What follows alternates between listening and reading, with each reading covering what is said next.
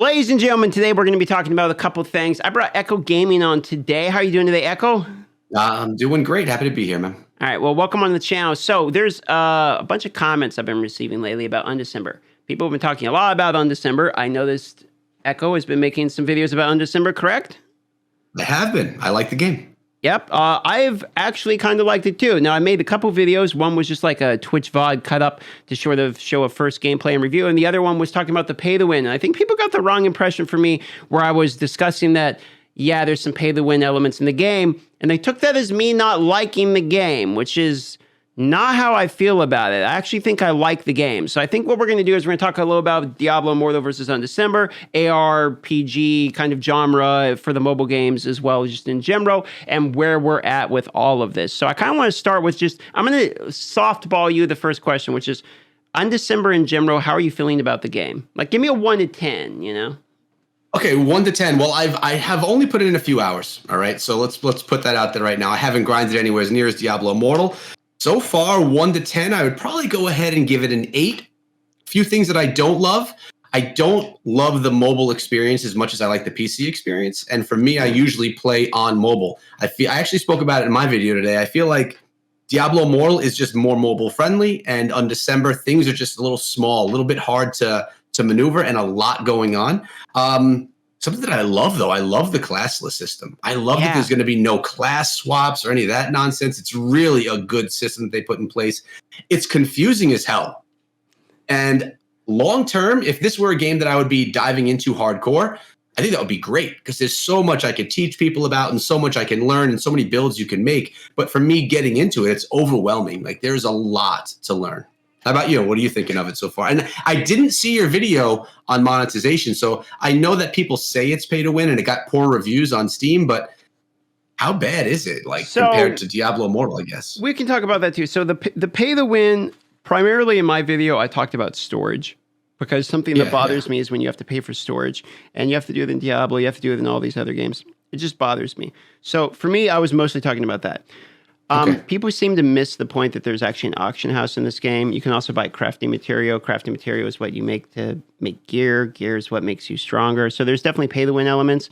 The part that's not so pay-to-win is like there's like the rune growth system and all of those things where you have to take the runes and level them up and all that. And it seems like the best free-to-play way to do that is just you grind Act 2 over and over again. So there's ways around having to spend money in the game. So, but the game is...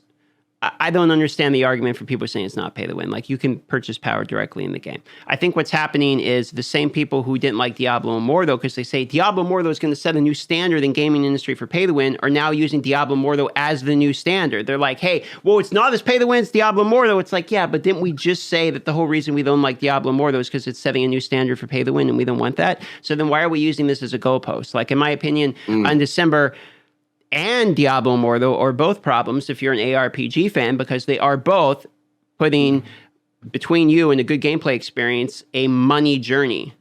And I think that that is something that is bothering people. That aside, and my opinions on the pay to win aside, I actually like the game. Much as you can both like a game and have criticisms of it, you can both think a game's pay to win and still like the game. Like, I still think the game is fairly fun because it's fairly in depth. I think that the end game of it, I don't know yet. I'm only level 30, so I've got, 5-10 hours in, something like that, and I've just unlocked the auction house, so, you know, much like most people, I'm still learning the game, but it's definitely from the beginning more in-depth in terms of build quality than Diablo Immortal. If we do want to do the comparison of Diablo Immortal to Undecember, I'd say that right off the bat, the classless system is amazing. Most of my favorite MMOs feature classless systems where you can have things like, oh, let's go RuneScape. Oh, you want to do magic? Go level magic. You want to do range? Go level range. You can do all of them.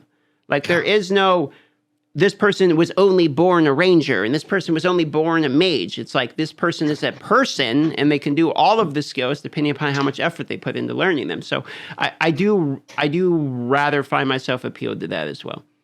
Yeah, I like it. Definitely, if I had to choose between the two, I would choose the classless system. With that being said, if the class change system were just more seamless on Diablo Immortal and like everything transferred, your gear turned into real gear and not placeholder gear, then it wouldn't be as big a deal. But there is that clunkiness in between. Like, you have a bit of a grind. If you go from barbarian to wizard, you're going to have a bit of a grind to get yourself back to where you were. With that being said, it didn't stop me from the Switch. But Undecember, I really like it. I think the graphics are on point. And the funny thing is, I said I like Undecember. I like Diablo Immortal better on phone. I like Undecember better on PC than I like Diablo Immortal, which is weird because I don't play that much. But Diablo Immortal seems a little clunky to me on PC, which makes sense since that wasn't their plan. There was no plan for a PC client. It was kind of thrown together in the end, where Undecember is always going to be this back and forth. But back to the pay to win thing. And I know you don't want to settle on this for too long. Do you think there is an action RPG game that could be big and not pay to win? Like, is Path of Exile mobile going to be our only thing if that ever comes out, where only skins are what you could buy? Can there be, or is there? Because there are different questions. Can there be? Absolutely. I mean, we've seen free-to-play models that have succeeded in the gaming industry for long periods of time. They can do it. The question is whether or not they find their time and development process for a minimal payout worth their investment. Most of the times the gaming companies will say no. They will say, we're going to go for the 100 million a month. We're not going to go for the 5 million a month and better PR, which is hard to argue against when they're making, I'm just going to throw a number out, like 20 times, 30 times what you would make for putting a game that's what we would consider a good game as compared to a cash grab game. It's hard to... I mean, how do you argue against it? They make more money from doing one to the other. The business isn't a person. It's a conglomerate, and the only thing they care about is if they're making more money, the business is doing better. That's literally the whole point of a business. So it's if this game is pumping out more dollars than this game, you would be stupid to do the other one. It's how a business is always going to think from a conglomerate level. So it's realistically... the ship has sailed on this shit. I mean, not only that, but it's like games have been pay to win for way longer than people realize.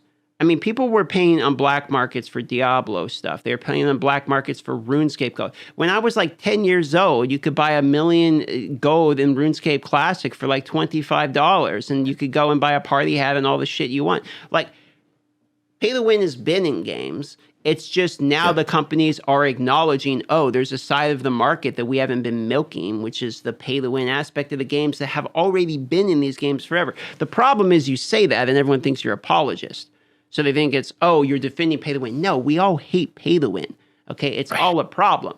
Like, it ruins games from the inside out. It's the cancer of gaming. But how do you actually get rid of it? Because it's not the companies that are perpetuating the pay to win. It's the people. People want pay to win so much that the normal people went to make black markets before gaming companies even made pay to win a thing. We were doing it first. So it's the people want ease of access. They want ways to jump lines. I mean, that's why Lightning Lane at Disneyland's a thing. They want to jump the front of the lane for more money. So how do we fix that problem?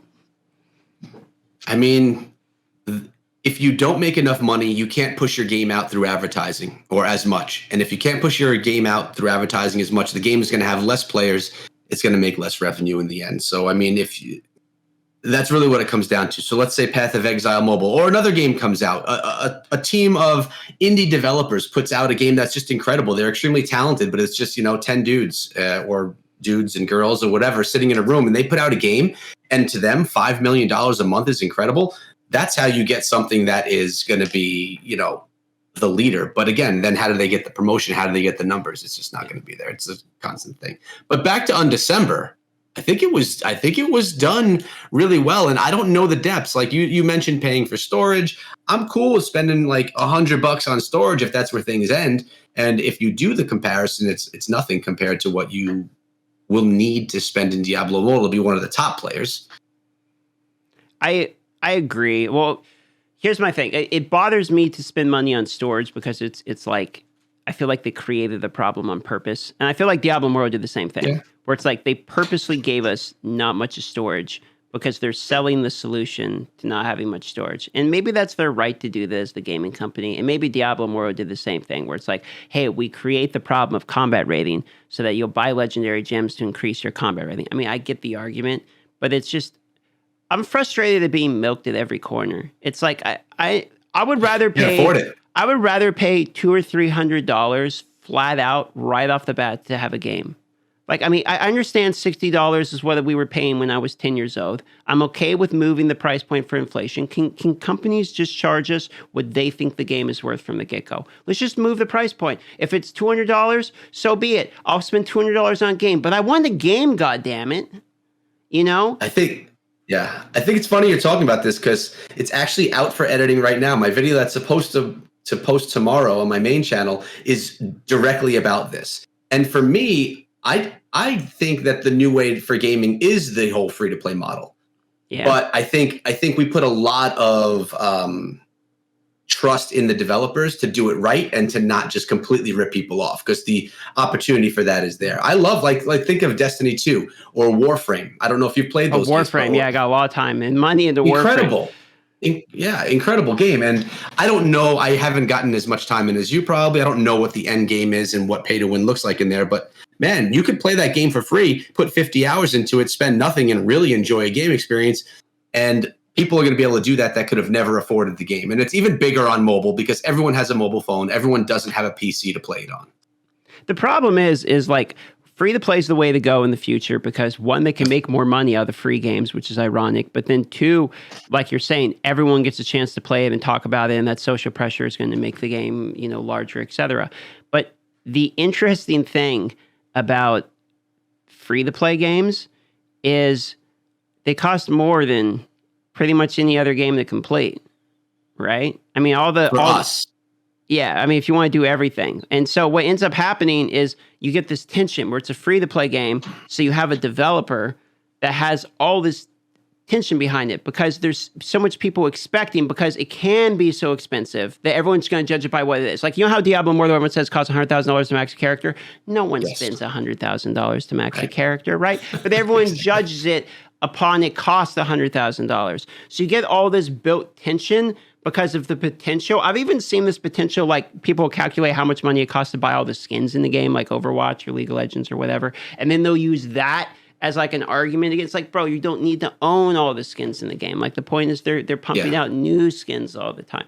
So it's like, I get the argument for the free-to-play models, but I also think the other problem, and this is going to be my last point because we're starting to get to the end of the time here, though, is that games used to end. They used to have a beginning, middle, and an end.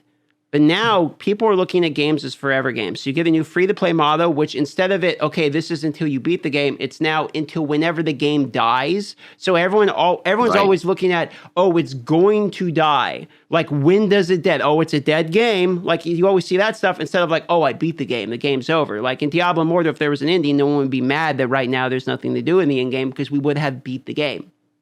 Right. Totally different philosophy from when we were younger playing games. You beat the game, you're done with it, or you try it on another level, or you try and do it again. Yeah, totally true. Yeah, it's very, very different. But anyway, so that was our talk about free to play Undecember. So what will you think? You think Undecember? I actually think it's a good game worth trying. Like, if I had to give it in a nutshell. 100%. The only reason I'm not playing it more is because I feel like I need to keep up with my grind in Diablo Immortal that I'm already behind in because I took 5 days to mess around, do family stuff, and play Undecember. Yes. So if there was no issue there, I'd be playing more Undecember right now, trying to learn it, putting out more videos for it and all that. Now, last thing before we go, because I know you're about to cut it off, you had a playlist on your channel for Undecember. It's not there anymore. What does that mean? Okay, so that means your boy's back in his head about the numbers. I actually put 4 videos out. They all got privated about rune guides, how to link in mobile, builds. The views aren't there for it, and it's not like it's something where it's like, okay, I'm just going to put these out there and just let them sit there. I think I think that the Undecember is going to be a very temporary thing. Like, I hate to say it, but I think the game is like, I think it's going to be as temporary as Diablo Immortal. And the reality is most of the people who are watching me in this day and age are still only really watching Diablo Immortal. I mean, I've put other testers out. I'm going to try the old school RuneScape stuff on probably a new channel because I'm really, really into old school RuneScape. But Undecember is going to take a lot of time, a lot of grinding. I don't know if there's as big of a community there. The people who play it really love it. Like I said, I think it's a game worth trying. I like it, but I don't know if I can like build something off of it in its current iteration. Very interesting. And now you know that I stalk your channel to see what you're doing. No, that's all the good. I time. mean, that's pretty sneaky. That was up there for like 12 hours or something. There's a playlist there. So you noticed it pretty quickly. I got Echo. lucky. All right. So we'll have in the pinned comment description, as I do all these videos, we'll have Echo Gaming's channel front and center. Go subscribe to the boy. We did another one of these talks over on his channel, which will be out today or tomorrow, I'm assuming. Soonish. It'll be out soon. Yeah. I think I may just put it out tomorrow. So if it comes out in time, I'll put a link on the pinned comment. All right. Bye-bye, everybody.